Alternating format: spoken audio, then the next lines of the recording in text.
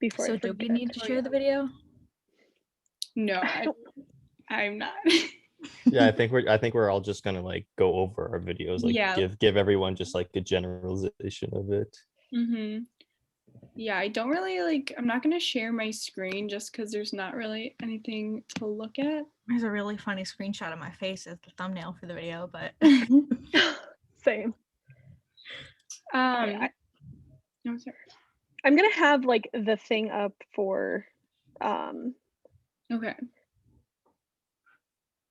what we were supposed to say in the vlog. So then that way we can like hit all the points that our vlog Yeah. said without. Okay, so I'll share my screen to that.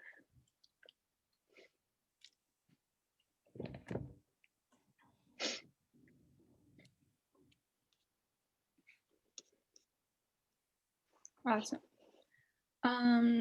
I could go first. Do you guys want? Is that okay? Yeah, Go that works. for it, yeah.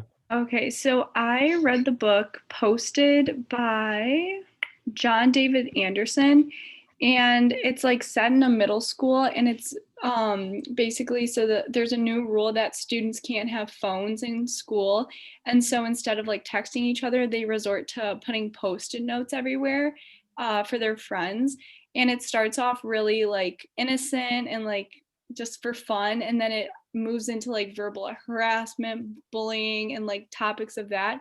So the overall like theme of this book is about like fitting in, bullying, and like how powerful your words are. And so just like going off of those were the societal issues that were identified. And then why it's important to explore this with kids is it just like this book especially shows how powerful your words can be and how they can affect someone without you even knowing. And then how does the book address the issue and how does it help students think differently about it? I said that the book addresses the issue through the plot of the story. And then I'll just read what I said. Writing notes on post-it seems harmless, but we begin to see the effects it has on everyone at the school. It shows students the seriousness of bullying and verbal harassment and develops different perspectives for students to see how words can be misinterpreted, and something that seems funny to one person can be offensive to someone else because we don't know what's going on in their life. So it just like puts students' words into perspective for them, basically. And then some significant passages, I found like two kind of passages that really worked. So the first one, it says, words accumulate, and once they're free, there's no taking them back. You could do an awful lot of damage with a handful of words. Destroy a friendship, end a marriage, start a war. Some words can break you to pieces. But that's not all. Words can be beautiful. They can make you feel things you've never felt before. Gather enough of them, and they could stick those same pieces back together, provided they're the right words, said at the right time. But that takes more courage than you'd think. I just like what I talked about, or what I said about this was that it shows students that like, their words can be negative, but then it could also be super positive, and you could use your words to make someone feel better about themselves, which is the overall goal. And then another quote I had is that people gravitate towards people who share their interests and whatnot. You merge with the crowd that reminds you most of you. My theory has to do with people who don't find people just like them. These people, they find each other, and then they realize they're not finding people like them. It's the thing they have in common. So I thought this related to the theme of fitting in, because students, like obviously during this stage, it's extremely like socially heavy, and so then like the students are just finding their friend groups and just like finding who they are, who they are. And so this quote especially is a good reminder of why you're trying to find friends. You're not trying to find someone who's identical to you, but you're trying to find people with the same interests in you, and that like is how you lead to like having a friend group or just more friends. But yeah, that's basically the rundown of it. And then do we need to talk about it then? So okay. Do I need to clarify anything? Did the bullying stop at the end? Yeah, like they had to, like, obviously the post-it notes became this big issue, and then they got it under control, and they still have no cell phones allowed, but yeah, they, like, all the characters were able to figure everything out. Yeah. Would you recommend it to middle schoolers? Like, do you think it's a good one or? Yeah, that's what I was Yeah, gonna ask. I definitely think this is like the perfect book for middle school. I had some troubles like finding a book originally that like worked with what I wanted to like learn more about, but this one definitely works with like, yeah, fitting in, bullying, and then like the power of words, which I think are all very good lessons for middle schoolers. Mhm.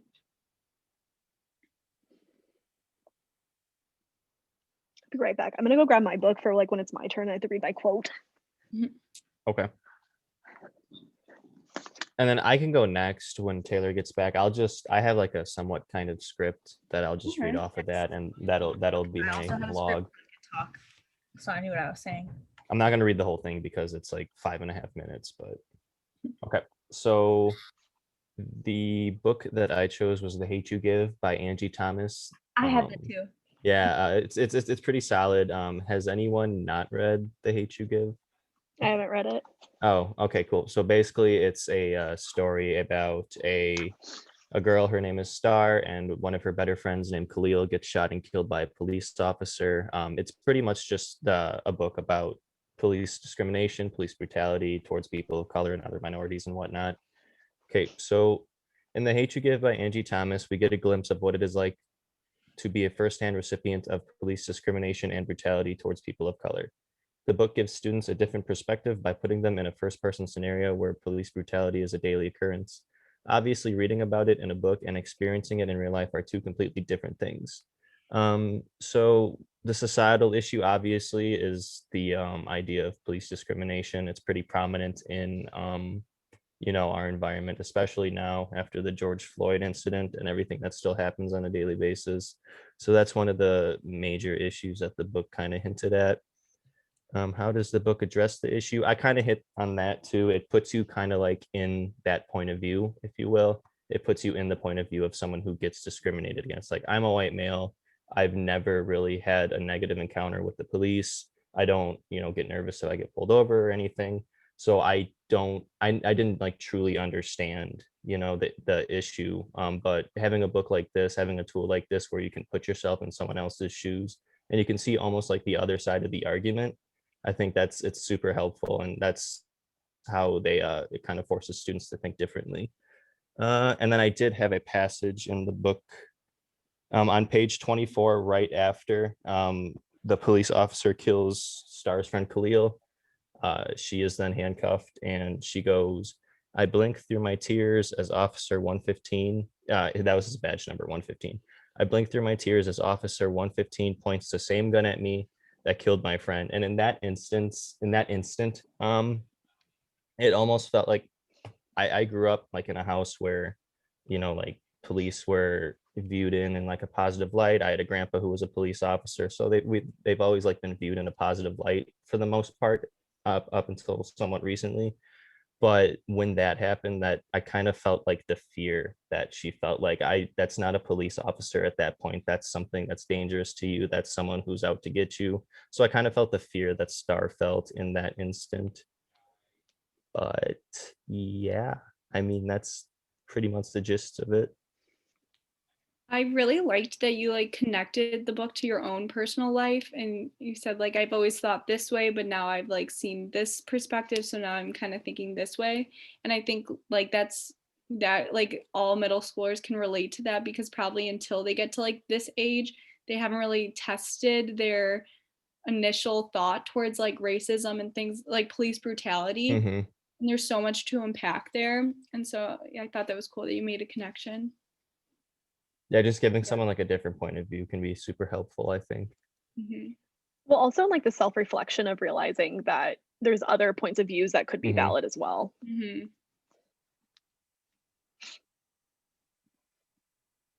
Yes, I'll go. So I also read The Hate You Give, but I saw it more as a racism and police brutality thing instead of just police brutality and gun violence. Because it was obviously racism that was the motivation between a lot of it. because you can kind of see that from the way that everybody reacted to Khalil finding out that Khalil had some not gun connections, gang connections, and they were just okay with him dying after that, as shown by like the reaction of Star's school friend, whatever her name was. So I think that the way that they made people feel different is because it was set now instead of set in like the past. Because if you'd set in the past, people kind of gloss over it and go, oh, it was an issue then and it's not an issue now, even though it still is. I didn't really feel like the way Zachary did. I'm mixed, so my family's mixed and everything. So we never really saw cops as like the best people. When we first moved into our neighborhood, which was classically white, one of the first people, our visitors, was the cop saying we couldn't live there. Yep. God. Wow. So it's something we constantly have to think about, I guess. Maybe it's a POC thing more than something that most white people have to think about. I think like a good example of it is like chapter 14 or 15, where 115's father's giving his interview about why they shouldn't pursue anything with him, because he makes him seem so innocent and so important, and then just kind of makes Khalil seem like an afterthought, where he was more just like a collateral damage to saving this man's career. Yeah, it was rough the way that they talked about it. And then opening the book with the what to do with cops speech is a really good way to start it, because it kind of gives that immediate insight. Do you think like it would be beneficial for like the age of middle school? Yes, middle school to like sophomore year would be the best age range, I think. Okay.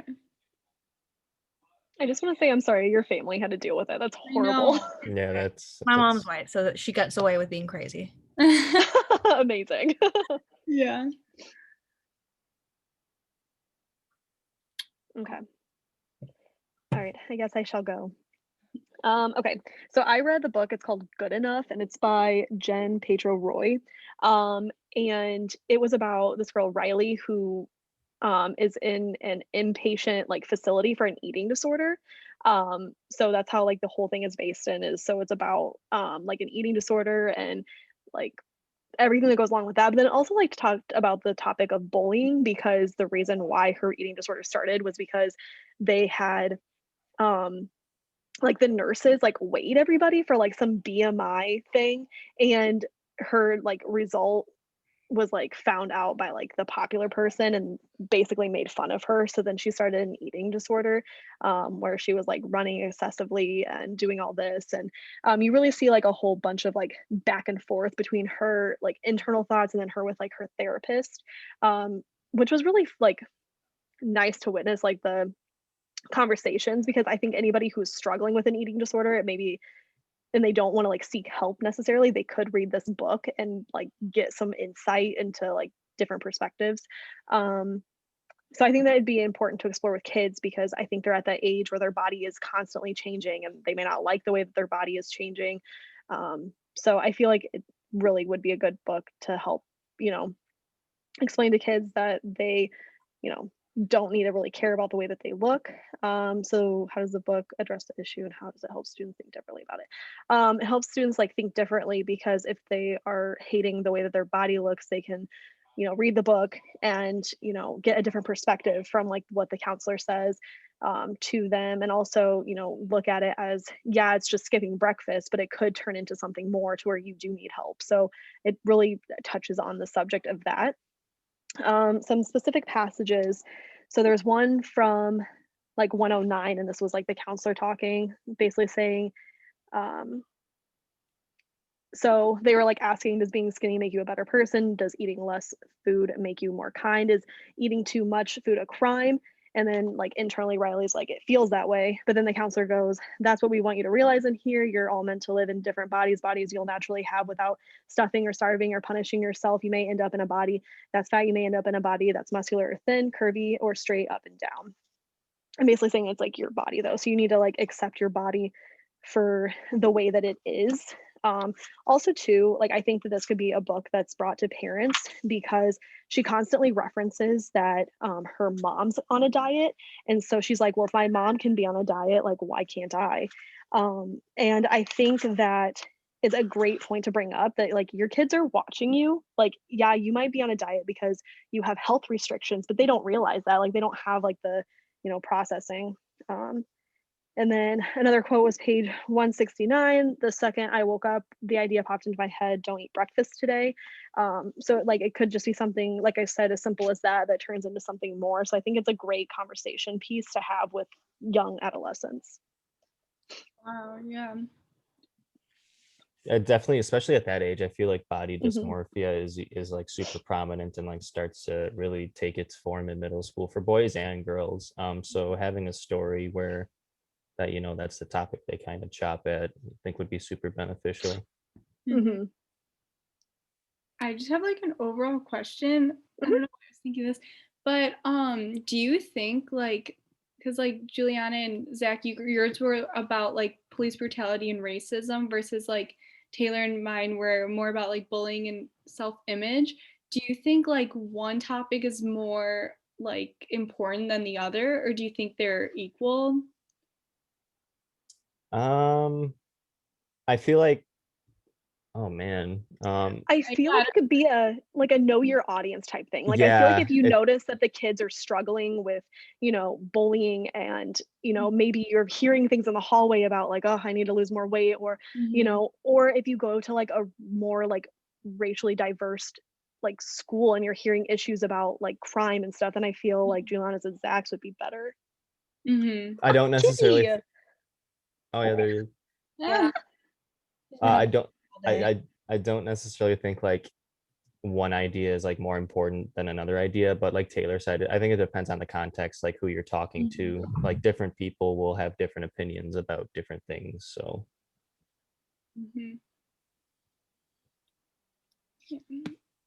Okay. And I think one is more personal and one is more like social focused. Yeah, Yeah. definitely. Are they're engaging and true to life? Well-rounded characters who both wise and foolishly growing up and changing. Okay, so are we on part 2 now? Yes. yeah. Okay.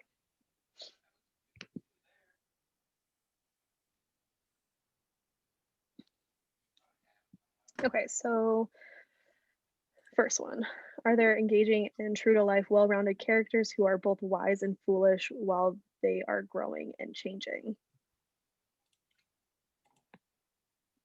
I'd say yes for mine. I mean, there's a pretty solid cast of characters. They're each unique in their own way, personal in their own way.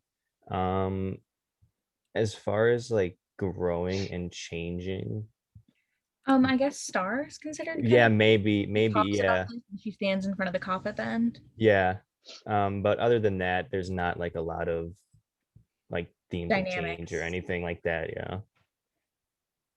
For mine, like mine focused around more of like a friend group with the main character whose name is Frost. And each member of the friend group has like their own kind of like identity or hobby that they're kind of defines them, I guess. But like going back to if they change or not throughout, yes, they definitely like learn the lesson and like grow through that. Yeah, and for mine, I'd say, because at the end, she's definitely getting better, and she definitely is like, her mentality is changing, and she doesn't want to be sick anymore, is how it's constantly like referenced. So definitely true to life, and definitely like grows and changes throughout the novel.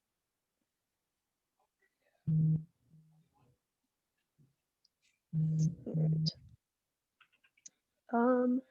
Does the language accurately reflect the characters as well as their educational status, social class, culture, and their place in which they live?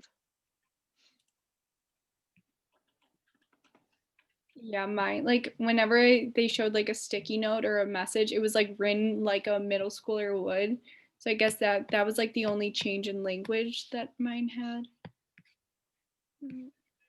I don't know if I'd be able to like give a genuine answer because I'm not a part, it's Yeah. it's a whole different culture and I'm not a part of, so I can't read this book and then tell you, oh yes, this is exactly what it's like. So I can't accurately answer that, I think. Mm-hmm. Yeah, I don't think I could either. Mhm. Because I'm not that type of. Yeah. Right. The only thing that I can say for mine with like the social class would be there was like a really like a chapter about like insurance and stuff, and like if you're anywhere close to being adult, like figuring out how you're going to pay for things that like are medically important is really stressful. So I felt like maybe that one, like, you know, but it was interesting that like the middle schoolers were like worried about that. So Mhm. yeah. Does the plot appeal to young adults? Address the challenges? Um, mine, like the problems that were taking place, they were very much like based in the school and like for younger students too. So I don't think like young adults can appeal to like having something said about them that hurt like offended them, but like definitely I feel like the older you get, the more you just become confident in yourself and you don't really care as much what people think. So definitely for adolescents it's good. I feel like for my book, the book addresses the issue of like the difference between a school life and a home life and how they're two completely different things. Because in my book, Star goes to a rich white preppy school, but she lives in a lower income black neighborhood. So I think Between the two. Mhm. Yeah, so it kind of like nails down the idea of like, you know, it's okay to have two different lives. Your school life isn't going to be the same as your home life and vice versa. Yeah, I'd say for mine too. It does appeal to young adults because I think at any point in your life you can struggle with body image. So Mhm. definitely something you can constantly reference back to.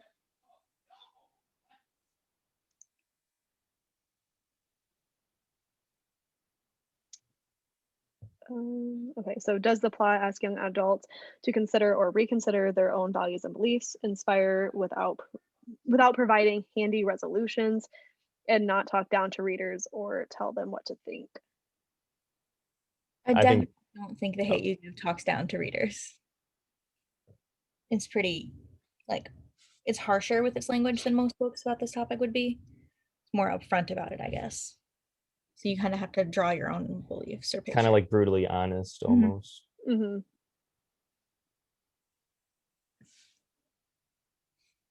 Mine, like I would say like talks down to the reader in the sense just like that like we're the characters we're working with are younger, and so reconsider their own values. So like the only part it's I would think like really making people reconsider is like the way they use their words. Um, I feel like could talk down a little bit, like when the like the counselor was talking to like them because they were trying to dumb it down, not dumb it down, but you know what I mean, like Mhm. bring it down to their level, like of a middle schooler like struggling with something. So I felt like they were talked down to like a little bit, but also like as an equal too. So mhm.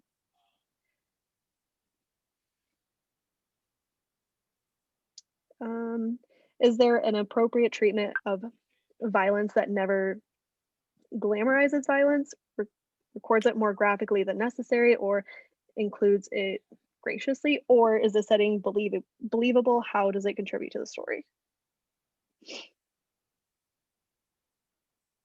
I wouldn't say that The Hate You Give glamorizes violence, really. It gives you kind of like a more realistic view of it. Like with my book last week, The Outsiders, with the big rumble they had in the rain and everything, that's like more entertainment violence. Hmm. But I feel like the violence in this book doesn't glamorize it. Like it's real life, it's stuff that really happens. Mm-hmm. I don't think it's more graphic. I think the violence is more a means to an ends to a means. Or no, means to an end. I know what you mean. One of those Like two. the total focus. Hmm. Mm-hmm. Mine wasn't like didn't glamorize it, but it just showed like how quickly something can go from good to bad and like how something harmless could be something so negative. Um, but yeah. I would say that my setting is believable because I think it's completely realistic for, you know, a middle schooler to end up in an inpatient facility. And I don't think it would say it was glamorized, but it definitely like should have came with like a little bit of a warning. Like anybody who's struggling should be cautious about reading this because it could, you know, trigger you to feel any certain way about it. So Yeah, Taylor, I feel like yours especially would like glamorize an eating yeah, disorder, like or like your topic. yeah. Except for like the only reason why I say it like it wouldn't is because it's at the point where she's already in the treatment center versus like going into it. So, but I would say too, it is glamorized in a way. I don't know. It's really intense. Yeah, that does sound intense. But right, Is any more Is that it? like thoughts? I think that's it. I liked this like week of challenges, like that we got to choose like a topic that Mm-hmm. Yeah, I like being able to choose our own book. It made it a lot easier. yeah, And harder at the same time. very true. Very true. Pluses and minuses. Okay, so next is challenge number 7, exploring what it means to be a girl or boy. You want to keep recording this or no? Yeah. Oh yeah. Here, I'll take it off real quick.